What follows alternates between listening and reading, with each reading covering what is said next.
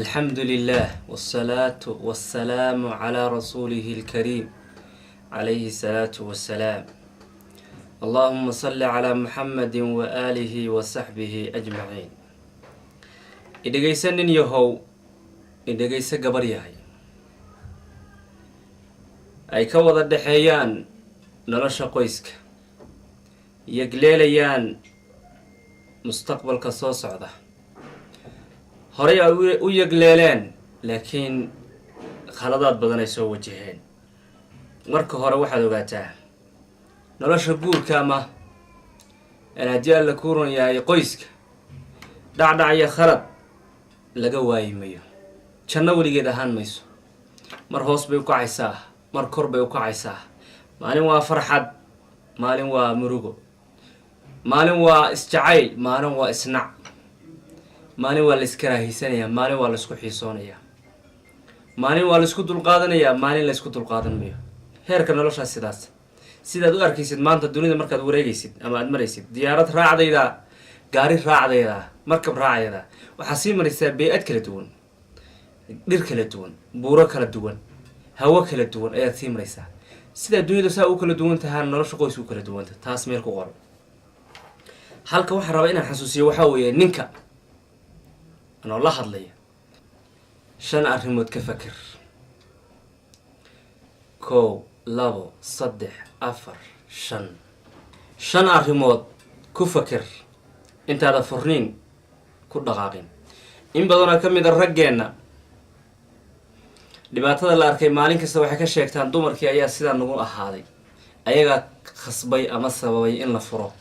ayagaa sidaana ayadaa kana. in badan ayagaan weerar ku qaadnaa, laakiin xaqiiqadu sidaas waa ka duwan tahay.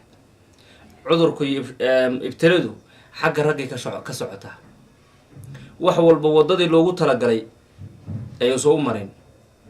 ama meeshii ugu dambeysay ayuu ka bilaabayaa iyadoo meeshaas wax kale ay ka horreeyeen. farriin buu ka ordiyaa iyo bahdil haweenaydiisa isagoon darajooyinkii ama wadooyinkii iyo wadiiqooyinka ilaahay uu yidhi soo mar markay khilaafka xaaskaada iyo adiga ama qoyska uu ka dhex dhaco ayuu soo marin. 5 arrimood ayaa ku muhiima. u fiirsa cadaaladdan islaamka iyo qiimahan uu islaamku leeyahay cadiimka ah ee in badan annaga ka mid ah ama dadkeenna ka mid ah ay jahli uga sugan yihiin. 5 ilaahay baa qur-aankiisa ku sheegay. xaaska haddaad isku dhacdaan, isqabataan, ay iska kaaweynaysiiso, ilaahay wuxuu leeyahay halka intaa saas qodobkan mar qodobka ku xiji kaa ku xiji, ha ka gudbin kan koobaad oo ha u gudbin kan labaad. adoonka koobaad wuxuu aada soo maray. ilaahay markuu ka warramay raggu inay yihiin kuwa dumarka xafidaya oo bimacnaa quudinaya oo biilaya, ayuu ilaahay tabaaraka wa tacaala wuxuu yidhi wallatii takhaafuuna, xaaskii anba haweenaydii aada ka cabsanaysaan nushuusahunna, yacni santaag ama inay iska kaaweynaysiiso iyo khilaaf noocaas aad ka aragtid. ilaahay wuxuu leeyahay kow qodobka hore waa maxay? isla markii furmiya faaciduuhunna waanaduna ma ahan awood sheegad iyo naag baa tahay anaa ku leh, ma ahan.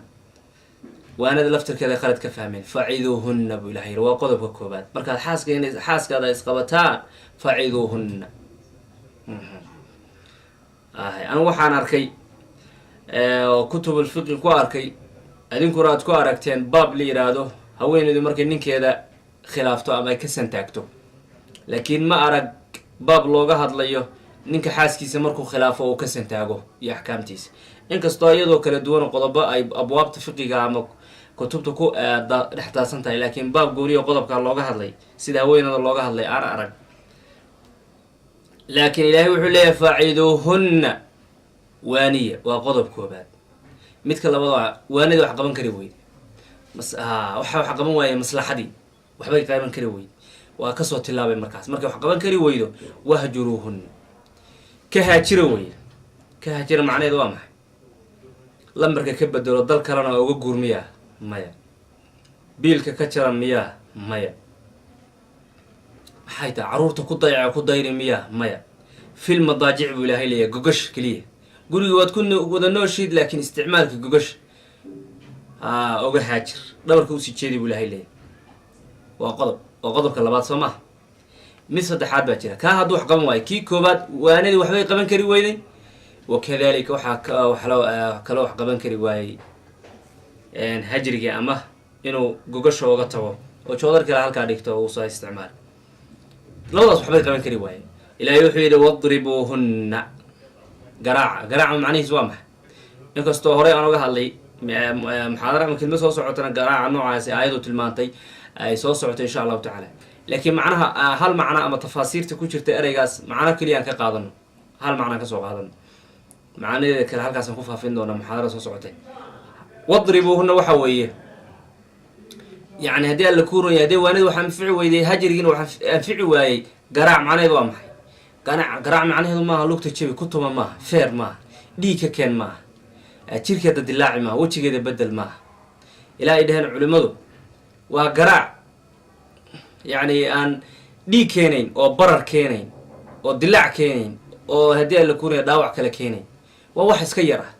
ilaa ay culimmada qaarkood dhaheen in xataa iskaga tegtid ayaa fadli badan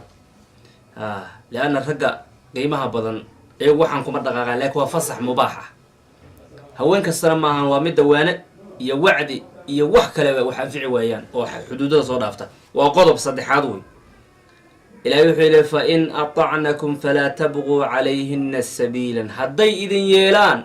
oo waanadu anfacdo ama hajrigu u anfaco ama dalbigu anfaco wax kale ha kusii raaraadinina cillado kale ha usii raadinina adigu broblem kale ha ku furina buu ilaahay leeyahay in allaha kaana caliyan kabiira waa saddex soo maahan qeybta kale waa maxay wain khiftum shiqaaqa baynihimaa waxaasoo dhan wax aynu soo sheegnay waxba qaban kari waayen saddexdaa qodob waxba u tari waayeen haweeneyda ilahi wuxuu yihi fabcathuu xakaman min ahlihi qof asaga ka socda ninka reerkiisa qof ka socda iyo wa xakaman min ahlihaa iyo qof xaakima oo garsoora oo xaggeeda ka socdo isu keena in yuriidaa islaaxan hadday labadan qof doonayaan in reerkan ay heshiisiiyaan yuwafiq illaahu baynahumaa ilaahay baa waafajinaya in allaha kaana caliiman khabiira intaasoo dhan muxuu ilaahay u sheegaya jala jalaaluhu afartaa qodob wuxuu sheegayaa waa gurniin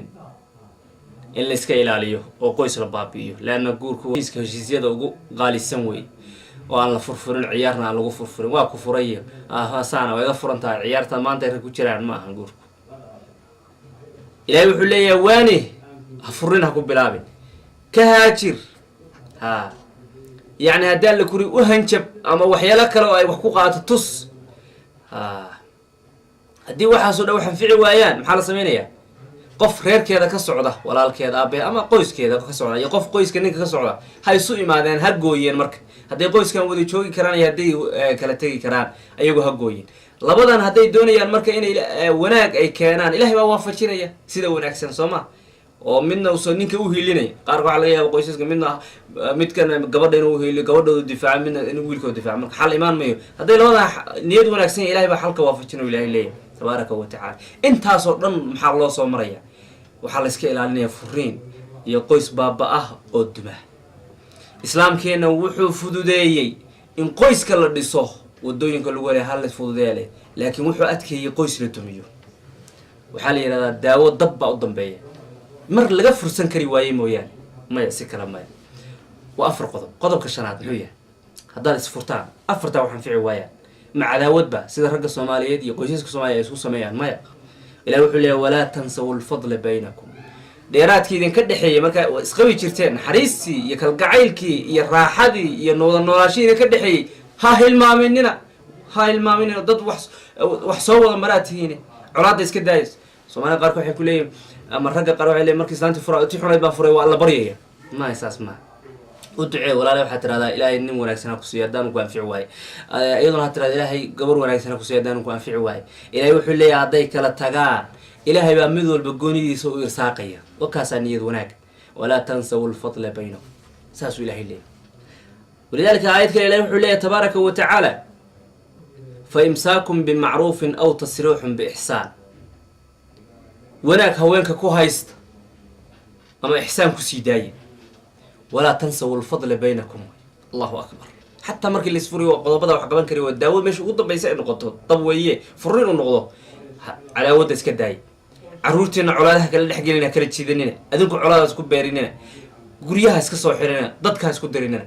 ninka xalay islaanta markuu furo inuu meel kasta ka soo xiro islaanta waa xunta anaga qabi jiraa guursan iyo albaabada dhan ka soo xiro maya taa lama baahna fadliga wixii ka dhaxin jiray ilmaami raaxadii ku qaban jirtay adeegi ku adeegi jirtay caruurtaada shaha ilmaami ilaahay ku dharshay sidaas ilaahay leeyahay tabaaraka wa tacaala fa imsaakum bima'ruf aw tasrihum biihsan ihsan iyo farq ihsan iyo ma'ruf maxaa farqiga u dhaxay maxay kula duwan yihiin ma'ruf waxa weeye xaqi kugu lahayd ka soo bax marka wada joogteen ihsaankuna ma'rufku ka sareeya oo ihsaanku waa maxay hatta qofka haduu adiga ku dhibo oo wax ku diido ihsaan u samee xiriiri way hatta hadaa iyadu ku xumayso isfurteen ha hilmaamin wanaagiina ka dhaxin jiray waaga nabada ahaydeen ihsaan marka waa maxay qofka ku xumeeyo wanaaji way wanaaji bal markaad furtid hatta lacag si baa lagu yiri meherkeeda mehe dheeraad si gurigeeda iyo reerkooda ay ku tagto gaari ku raacda ay ugu leeyahay dhar u gad aduu meherkeeda siinay فإمساكم بمعروف معناه ده محي وروا وضع النوريدين مين بحق يسكن كلام كصبح معروف وحقك كلها يتقبل السي أو تصريح بإحسان نوع محي مركز سيدين إنسان فرتانا وناجي معروف كها دبل كذب إحسان معناه ده محي وحسي مهر كذا سي وناك سنة فرحة وفرصح ها ودوين كي ساقط كلامها كحر حين الباب بدأ يدك كلامها قدري ساسو إلهي كلية تبارك وتعالى سماركتان ولا الله نسأل الله العافية إلهي وحن ويديسانينه إنه دادكينا فهنسيو شرعيغان أن يقيمه وليهي إنه إلهي فهنسيو قورك شرفته وليهي إنه يهي هشيس مقدس وعاد مقاشين قرمدو مدوبا هشيس كاقارتين لما تابتان ويقضب كيسواس هبل انتاس ويترديسو ساعد داسي سنة كاسو صابع الولية يا كقارسان هشيس كنوعاس كان قورك كقارسان وكطاهرسان وكقيمة بطن لكن وقيمة انت هذا كفكرين فرنين شنتان قضب كفيرسو امرك الهي نفولي انت هذا قرسن قضبضان كفيرسنا وصودا ومهدسنتين سلام الله عليكم ورحمة الله وبركاته